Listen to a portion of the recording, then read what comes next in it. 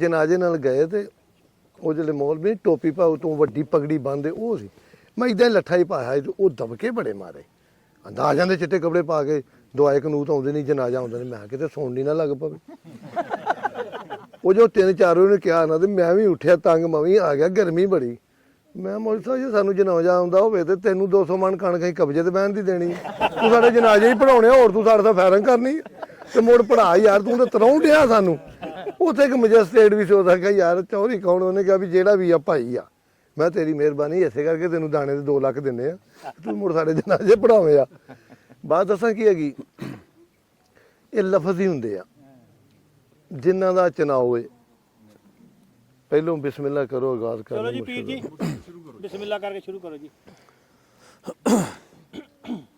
सल्लल्लाहु अलैका या रसूल अल्लाह वसल्लम अलैका या हबीब अल्लाह जावण मेरे वेड़े एहो मंगदा दुआ बैठा ओ आ जावण मेरे वेड़े एहो मंगदा दुआ बैठा ओ ना लंघना इस रस्ते मैं ताई घर नू सजा बैठा तेरा अपना अकीदा है मेरा अपना अकीदा है तेरा अपना अकीदा है मेरा अपना अकीदा ओ आ जावण मेरे वेड़े एहो मंगदा दुआ बैठा ऐ ना वेख लो आके नवासे दी सखावत नू ऐ नाना वेख लो आके नवासे दी सखावत नू तुसी अकबर दा पुछ दे ओ मैं असगर भी लुटा बैठा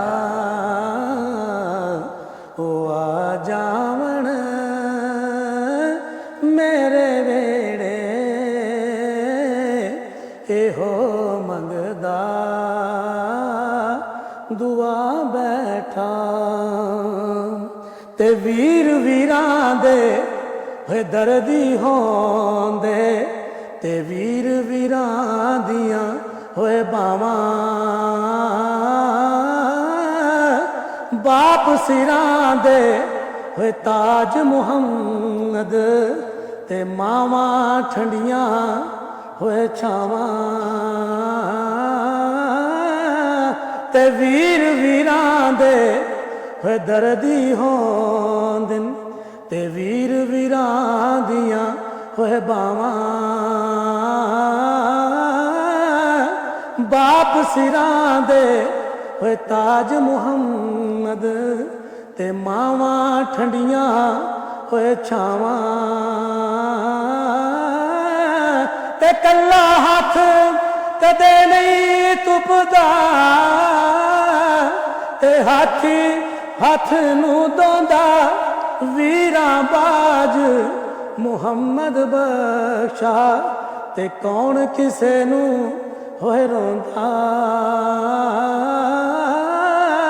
ਤੇ ਉੱਚੀਆਂ ਲੰਮੀਆਂ ਹੋ ਟਾਹਲੀਆਂ ਤੇ ਗਣੀਆਂ ਜਿਨ੍ਹਾਂ ਦੀਆਂ ਛਾਵਾਂ ਹਰ ਇੱਕ ਚੀਜ਼ ਬਾਜ਼ਾਰੋਂ ਲੱਭਦੀ ਤੇ ਨਹੀਂ ਲੱਭਦੀਆਂ ਜੇ ਹੋਏ ਮਾਵਾਂ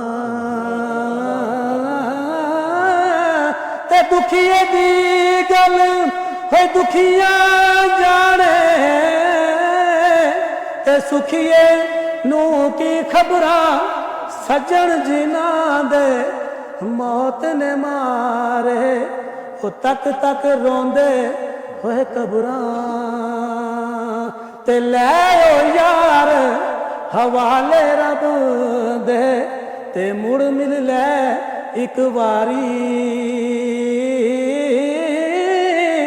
ਇਸ ਮਿਲਣੇ ਨੂੰ ਤੂੰ ਯਾਦ ਕਰੇ ਸਹਿ ਤੇ ਰੋਸੈ ਉਮਰਾਂ ਹੋਏ ਸਾਰੀ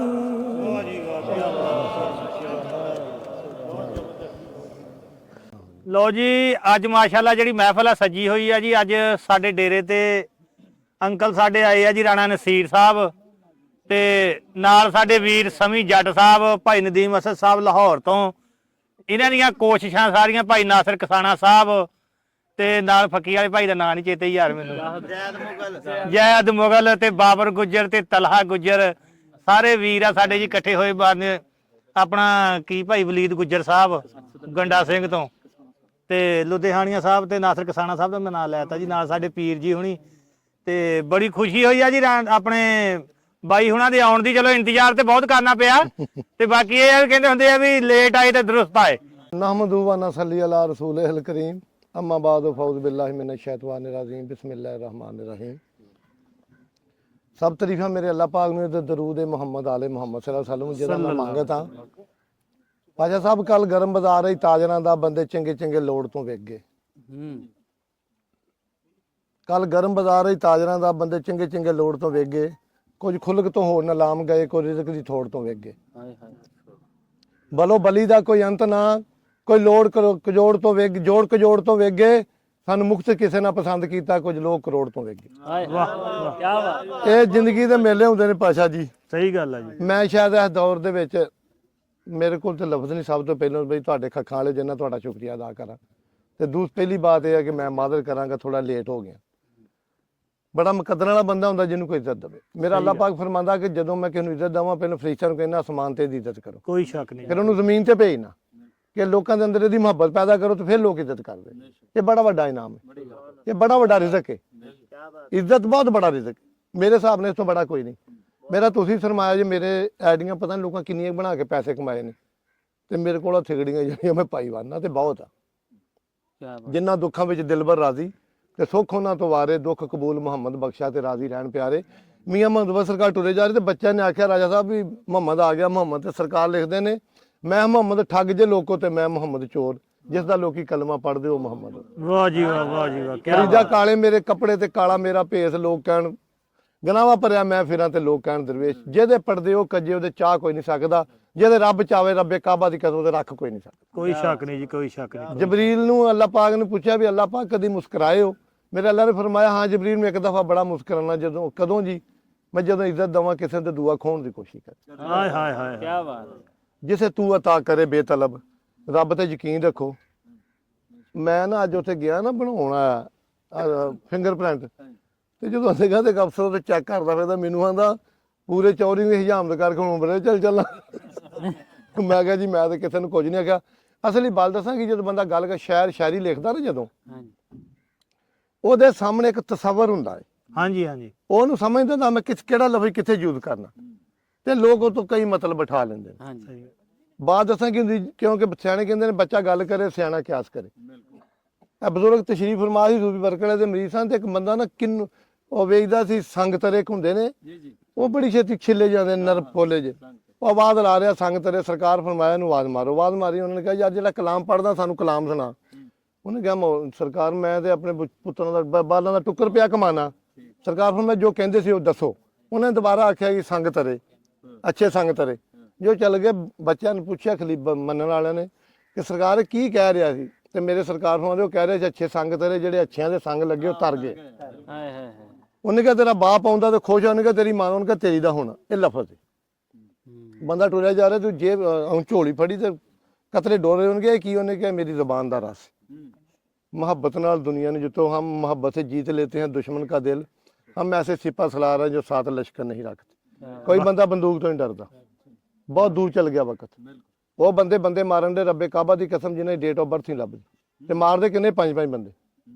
वो बंदे मारदे ਜਿਹੜੇ ਸਾਡੇ ਵੱਡਿਆਂ ਨੂੰ ਵੇਖ ਕੇ 3-3 ਦਿਨ ਬਹਿੰਦੇ ਨਹੀਂ ਸੀ ਵੀ ਚੌਰੀ ਖਲੋਤੇ, ਜਿਹੜੇ ਬੰਦਿਆਂ ਦੀ ਮਿਸਾਲ ਨਹੀਂ ਬੰਦਾ ਦੇ ਸਕਦਾ। ਬੰਦੇ ਮਾਰਨਾ ਕੋਈ ਕੰਮ ਨਹੀਂ। ਤੁਹਾਡੇ ਕੋਲ ਅੱਲਾ ਨੇ ਜ਼ਬਾਨ ਦਿੱਤੀ ਹੈ, ਤੁਹਾਨੂੰ ਅੱਲਾ ਪਾਕ ਮੇਰੇ ਨਬੀ ਪਾਕ ਸੱਲੱਲਾਹੁ ਅਲੈहि वसल्लम ਨੇ ਪਤਾ ਨਹੀਂ ਕਿੰਨਾ ਸਾਲ ਤਬਲੀਗ ਕੀਤੀ, 22 ਮੁਸਲਮਾਨ ਹੋਏ। ਤੇ ਕਾਲੀ ਕਮਰੇ ਇੱਧਰ ਸਲਾਮ ਫੇਰਿਆ, ਇੱਧਰ ਮੁਸਲਮਾਨ, ਇੱਧਰ ਮੁਹੱਬਤ ਨਾਲ। ਦੁਨੀਆ ਕੀ ਮੁਹੱਬਤ ਦਾ ਪੈਗਾਮ। ਸਹੀ ਗੱਲ। ਨਫ਼ਰਤਾਂ ਗਦੂਰਤਾਂ ਛੱਡ ਦਿਓ।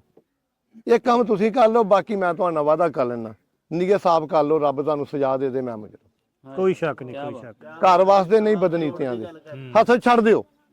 ਸਭ ਤੋਂ ਬੜਾ ਹਸਦ ਦਾ ਛੱਡ ਦਿਓ ਹਸਦ। ਮੇਰੇ ਕੋਲ ਕੋਈ ਗੱਡੀ ਨਹੀਂ ਸੜਕ ਉੱਤੇ, ਮੇਰਾ ਡੇਰਾ। ਕੁਰਾਨ ਦੀ ਕਸਮ ਕਦੀ ਕਿਸੇ ਦੀ ਗੱਡੀ ਜੁੱਤੀ ਨਾ ਵੀ ਜਾਣੀ। ਯਾਰ ਅੱਲਾਹ ਪਾਕ ਨੇ ਮੈਨੂੰ ਬਹੁਤ ਤਾਕਤ ਦਿੱਤੀ ਆ। ਚੌਰੀ ਸ਼ੇਰ ਮੁਹੰਮਦ ਗੁੱਜਰ ਆ ਗੁਜਰਾਤ ਦਾ, ਤੇ ਉਹ ਗੁੱਜਰ ਸਟੂਡੀਓ ਉਹਨਾਂ ਦਾ ਜੀ, ਆ ਜਿਹੜਾ ਫਿਲਮਾਂ ਵਾਲਾ, ਉਹਨੇ ਮੈਨੂੰ ਕਾਲ ਕੀਤੀ, ਚੌਰ ਸਾਹਿਬ ਕੀ ਹਾਲ ਜੇ? ਮੈਂ ਠੀਕ ਹਾਂ ਜੀ। ਉਹਨੇ ਕਿਹਾ ਮੈਂ ਸ਼ੇਰ ਮੁਹੰਮਦ ਗੁੱਜਰ ਬੋਲਦਾ ਗੁਜਰਾਤ ਤੋਂ। ਤਾਰਫ ਹੈ ਮੈਂ ਜੀ। ਉਹਨੇ ਕਿਹਾ ਰਾਣਾ ਸਾਹਿਬ ਕਿਹੜੇ ਅਦਾਕਾਰ ਨੂੰ ਪਸੰਦ ਕਰਦੇ ਹੋ? ਉਹ ਵੀ ਜੀਂਦਾ, ਮੈਂ ਵੀ ਜੀਂਦਾ, ਗੱਲ ਸੁਣ ਲੇਗਾ। ਮੈਂ ਕਿਹਾ ਜੀ ਮੈਂ ਯੂਸਫ ਖਾਨ ਨੂੰ ਪਸੰਦ ਕਰਦਾ। ਉਹ ਤਾਂ ਅੱਲਾ ਨੂੰ ਪਿਆਰਾ ਹੋ ਗਿਆ। ਉਹਨੇ ਕਿਹਾ ਹੋਰ ਕਿਹਨੂੰ ਮਿਲਣਾ ਪਸੰਦ ਕਰਕੇ? ਮੈਂ ਗੁੱਜਰ ਸਾਹਿਬ ਜੀ ਨੇ ਮੈਨੂੰ ਕਾਲ ਕੀਤੀ। ਮੇਰੇ ਡੇਰੇ ਤੇ 20 ਅਦਾਕਾਰ ਫਿੰਡ ਆਏ।